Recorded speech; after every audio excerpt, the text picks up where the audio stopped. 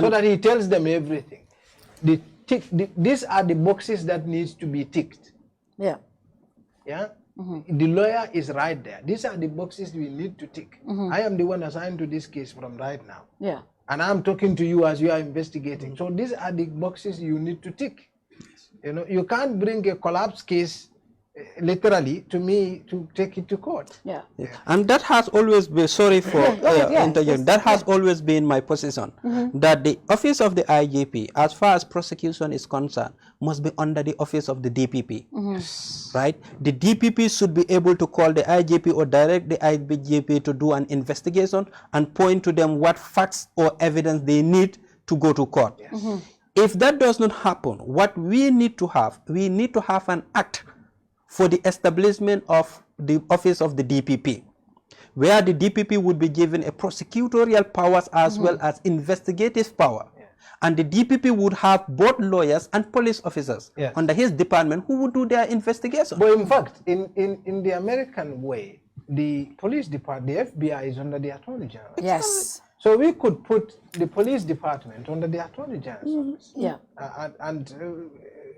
Interior, God knows, they can handle whatever they do best. Yeah. Or we could put the police department, because police department is a law enforcement institution, It is. which has works that are often related to the Attorney General's Chambers. Yeah. But the point, I mean, the point, that's why I said Attorney General should be an activist. You know? Yes. Because Attorney General is the one people go to fix their, to enjoy their rights, you know. I mean, he's the guy to do that, you know.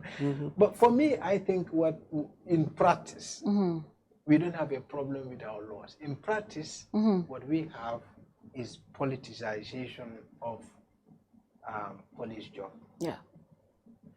In all the arrests you are talking about, there were political interference. When you go, they tell them this is called from above. Didn't they say it? Mahdi's arrest, what was it? Wasn't it that? All these people, it was not a police decision. It was some guy who feel he has powers. He just calls the police, get this guy arrested. But is that Usually isn't that the major problem here? Yeah, but police acting that on is those not, kind of powers. Yes, but then that is not law. The thing is, we should be. This brings to the conversation as, what kind of institutions do we have? So I'll give you a few examples. When we were doing, in the lead up to the presidential elections, we were going to do investigations into the presidential candidates, just modest one, that will look into their lifestyles, their tax payments and all of that. Yeah. And we started doing a story on tax records. Yeah? So if you have a business, we will find out how much tax it pays compared to how much you should have paid. Yeah. And if you are an individual and you are all that you are is pay as you earn, which is government employee payment system, we will look into how much your pay as you earn is within the last 5 years. And when we are doing it, I was keen on the president first. I mean, for me, president is the big guy. Yeah. I mean, even though we know president doesn't pay tax, but he has a business. Yeah. So for me, I just worked on Majum. You know, I said, look, let's do Majum. You know, we do Majum, find out how much tax is paid, find out the president's business, whether it was under a trusteeship or not, as it was in the law. Yeah. And all those were not there, you know. And the tax he paid, you know, was far fewer than most people. It was more like a Trump scenario. Yeah. Yeah. So, and I sent it to the editor. And so, because this was in the lead up to the election, and so when the story was reviewed, so Sekou told me that I think the ideal thing for us to do should be to do the same for all the candidates, so that it does not look like malinformation. Yeah. So that it does not become you putting out an information that disadvantages just one candidate, because the president was a candidate. Yeah. And so I had to go back to other candidates and find out which businesses they own, including SRFAL and others. We published it, by the way, eventually. Before the presidential election, we published the stories on taxes the presidential candidate paid. So we went into all the others, their tax records, Usainu and Fal, Esa, and Ablai Jame and others, and we compiled it. Now, this investigation, you move every diligent, whether it's quality controller, or whether it's an editor, or whether it's the supervisor, the one supervising the lead investigator. Yeah. You move a mountain not to politicize your work. Yeah. Or to bring in any attempt that could give an excuse to anybody to say, this thing lacks integrity. That could affect the integrity of the work. Yeah? Now, the arrest you are talking about of Sabari and Sirifo was bad judgment. Okay. Very poor judgment. Yeah. You know why? Because for two reasons. One, it politicized everything that was happening at a time when police's most primary tool was relying on public goodwill. Yeah.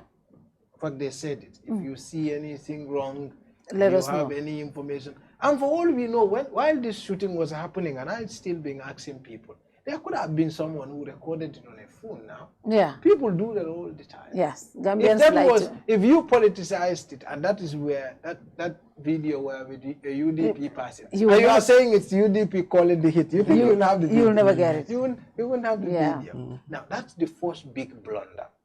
You politicize it at a time when you isolate half of the well, not half of the country, but A section, a lot section, of, you know, a section a large of the majority of population at the a time when your asset is to rely on public goodwill for information. That's one. And the second biggest blunder is to also put yourself under a petition pressure. And you see, UDP also hold a press conference Yeah. to say we are a responsible party, we won't do this. And this also galvanized the UDP sentiment against the police. Yeah. You see, just as it galvanized the other side for the police. So either way, it's a lose-lose situation. And now the other aspect was you have also now attempt to make this look like people now say, because when this hit happened, the first thing that comes to my mind was, if I were to look into this, I would start with the personal work file of Pate and Sam. Or Pate, Sam, and the lady, because they may have had cross path with someone who just want to revenge. Yeah. And probably may have been, I mean, he could have come for one person. Yeah. If I come for you, And if I'm with you and you become victim, yeah. you become unintended casualty. There are murder cases where some people who are there are just at the wrong place. Yeah. For example, if two of you are sitting, I shoot you, but you are having an AK on your chest. If I run, you're going to get me with an AK. Yeah. So I'm not shooting you and leaving him. Yeah. I'm taking you both. Yeah. And I don't want to kill him. Yeah. I kill him to survive. Yeah. Right? Now, those are cases. There are cases that happened. Yeah. So I was thinking, okay, I'm going to go into this personal record. And I was fearing, because this guy, from the testimonies that we've had, this guy just comes, put a bullet in 3 people, and didn't shoot anybody else. And for all the testimonies we've had, it's the folks who said he shot in the air. Because there were people who were trying to arrest him, were trying to approach him. So some said, whether this is wrong or right, some said he shot in the air, which means he has a bullet left in the revolver or whatever gun he had used, pistol he has used. Because the police said it's a pistol, but they don't know which one, as at the last briefing. That means this is a targeted hit because he saw, in fact, he didn't kill the person who threatened him most, which is the person who is trying to arrest him. So he didn't come for the citizens, he came for the police officers. Right? What triggered that? Yes. So I was thinking, maybe I'm going to look into their personal record. Perhaps they may have had a history with someone who is angry with either one of them or 2 of them or 3 of them. Right? Now, and I was thinking, if that is not the case, if this is just a hate crime of some sort, which is he is angry with anybody wearing the police uniform, then we are not done with this. Yeah. This guy just left with a gun, and he could just go to another checkpoint and put a bullet in a lot more people. He could go to any police station and shoot them. He could. So that was, so for the police to, in the midst of that popping up in my head, be busy with a politician, I was asking why. Why? What the F is going on? What is this? Yeah. So that was very, very poor judgment. But like I said, that is why, I mean, as far as I'm concerned, the police needs to be under the AG's office, so that even investigations are controlled by the AG. Yeah, because the AG is the one in charge of execution of justice in this country, so that the president is not also under political pressure to deliver a criminal, you know, because I mean, you know, crimes do happen even in more advanced countries, unsolved murders, they are all over the place. So you must not put yourself under undue pressure to a point that you commit poor judgment. Yeah. And when you do that, it has a lasting impact on the integrity of the police, but also on your investigation. So now, all these loopholes that have surfaced and all the questions that are popping up, I mean, lawyers are investigators too, because every investigation goes through a legal process. Yeah. You can't establish a crime without establishing which law you broke. So once someone knows the law, he knows how to establish a crime. Yeah. So if you bring a case before the court with all the questions popping up, and crime needs to evidence, we say evidence speaks, is a language. Yeah. Because when somebody, like if I got to a crime scene and I've seen tables thrown away, I've seen a blood, I've seen someone lying on the floor, I've seen a blood trail, you know, bleeding somewhere, someone's footpath, a blood trail. I must have said, somebody might have committed a crime here, murdered this person, and probably walk away. Maybe he's also wounded. Evidence speaks to you once you get it. So if evidence is presented before the court, the judge is not among a jinot. Yeah. The judge listens, the judge watches that Evidence right there. Yes, right there. As it speaks to each other. Yeah. You know, it has to connect. The dots have to connect. Yeah. Because crime is a story. It's a story. Yeah. So if the judge doesn't see that language within whatever you presented, you're wasting your time. You're wasting your time. So you don't have to hastily arrest. You don't have to put yourself under such pressure. All that the police force needs is integrity and trust of the citizens, and it can get that if it's not politicized. It's not politicized. And before we continue, because there's one thing I want us to also look at, is what we have seen recently is defying court orders. It's very important. I'm so scared, you know, especially regarding that. I think we'll look at that. But I want to make this clarification. I just got a text from my brothers, Suleiman Bokarba. I think somebody texted him to say we were discussing his comment.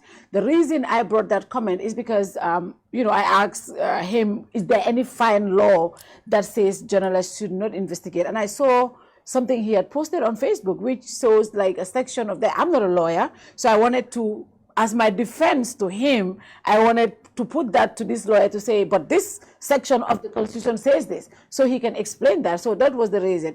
We were not talking specifically about your comment. Now we were talking about this, but you know, we make exceptions. You know, he wants to defend his position on that. I will call you later on at the end of the show so you can clarify that. Okay, Suleiman? That's my brother. I choose a few people that I look at on Facebook so I can make reference to their comments. And you are one of those people. So no offense. It's not about, you know, bringing something negative towards you. Now, if you're also joining us, please send us stars. If you do, you're supporting this network. That way you're able to empower us to be able to do programs like this and more programs, you know, and support. That way you're supporting the network.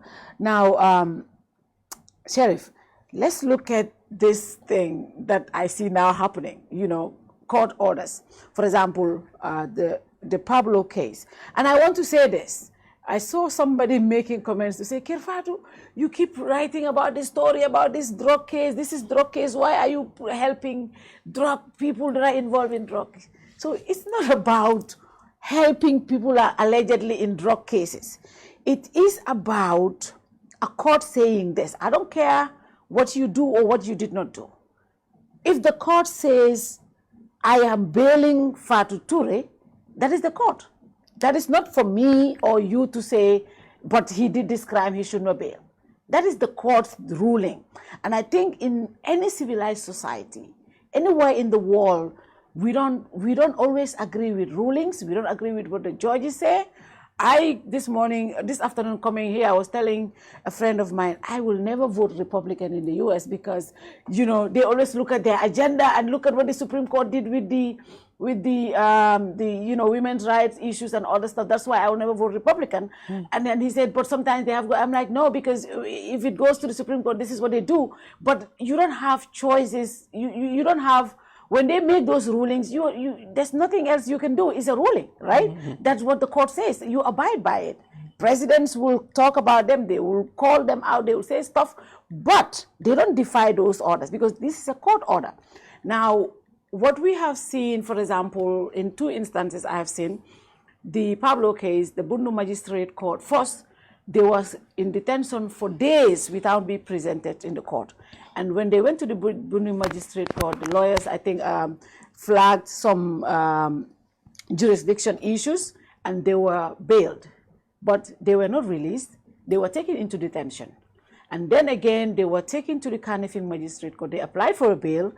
The magistrate, in fact, in his ruling, cited some, violations to their constitutional rights and granted them bail. And they were arrested again and detained. So in that instance, is that not defying court orders? If the court says, I'm bailing somebody, even if you don't agree with the court says, you can still go and appeal and stuff. But at that instant, how do you lawyers deal with stuff like that? And I've seen that in that case, and other cases somewhere else I have seen it. How do you deal with cases like that? Is that something that should be allowed in a civilized society like ours? Okay, I will not zero this to a particular case. Please, I don't want to yes, also. Yeah. Exactly. Yeah. I always try to avoid it. I will speak in general. Yes. So in general now, this is where your brother, I think Suleimani, right? Yes. Suleimani is who come into play here. Yes, yes. Right? Under common law, it is that once a court makes a decision, that decision is should be enforced, and the decision, if it is issued against a person, he must comply with that decision.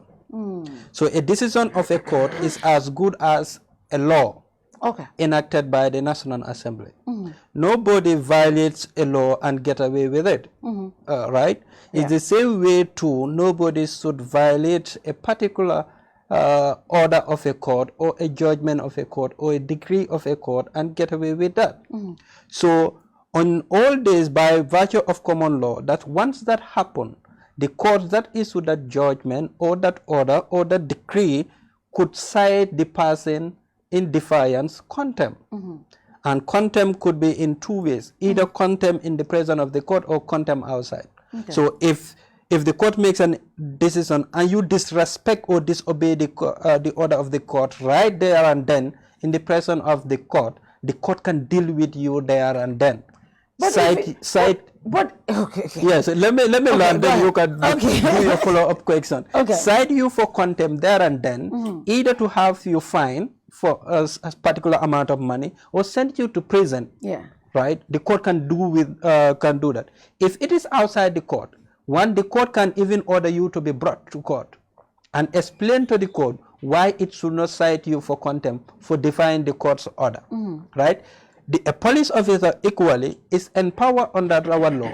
If someone defies a court order to arrest the person and charge him, there is a particular provision in our criminal code that the person could be charged, right? So the common law principle of defying court's order and you are cited contempt or be punished for that has now crystallized to be a statute in our laws. It is now part of our laws.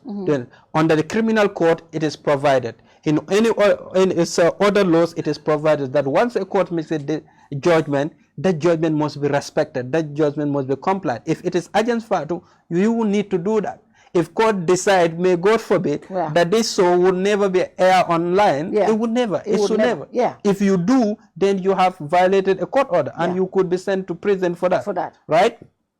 And now, yes, people here do not respect court orders. I know one judge who would say, "You Gambians, you don't respect court orders. The court would do an order and you guys would not respect it." Do you understand? Yeah. So it's very frustrating because it speaks to the integrity of the court, and it speaks to the independence of the institution, and it speaks to our democratic state, right? Because you cannot have a democracy without rule of law. Yeah. And rule of law requires each and every party to comply with the laws. And I've mentioned earlier that a court order is as good as a law. In fact, in other jurisprudence, they will consider this as law. Yeah. Yes. Right? So to midwife a democracy is very difficult. Because sometimes it can go to your favor, sometimes against you. Yeah.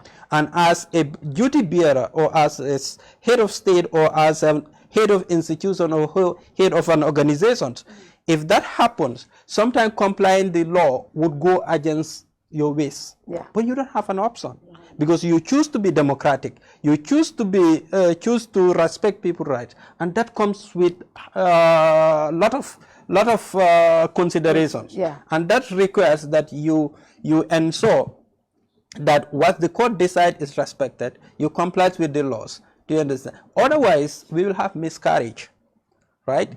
Because like if you are investigating a case, right, and you are required to inform the accused person that he needs a lawyer, and the perception is, if a lawyer comes, even if the person is willing to admit to the crime, he may not admit to the crime, because maybe he would speak to the lawyer, and from the facts, the lawyer would tell him, "I think you have a defense."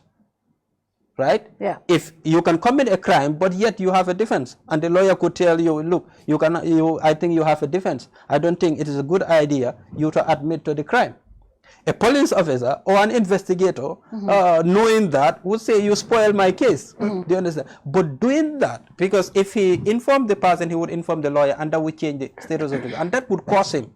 Why? Because he will need to do more to gather evidence to have you convicted. Yeah. Do you understand? If not, he could have gotten it very cheaply. Which is what justice is about. Which is what justice is about. It's making sure that due process is concerned. Yeah. Due process is respected, is complied with. And complied with due process is very difficult when you are on the other side. Because why? Sometimes it will run against you. But sometimes, but we choose to be a democratic state. And that requires us to observe due process and observe the law. So it is sometimes very frustrating. We go through them, particularly civil cases. Yeah. You get a judgment against the state, that judgment is never executed. You get a judgment against a powerful individual, that judgment will become very difficult for you to execute, right? Because one, for you to execute a judgment, you need the sheriff division. Yeah. And the sheriff division, if it is a person where likely conflict would happen or something, they would require police presence. The Inspector General of Police would have to provide police escort. And the Inspector General of Police is under the executive. So if they are not keen about ensuring that that judgment is respected, then you have a paper judgment, a judgment that would serve no purpose. And it happens almost every day. Court judgment are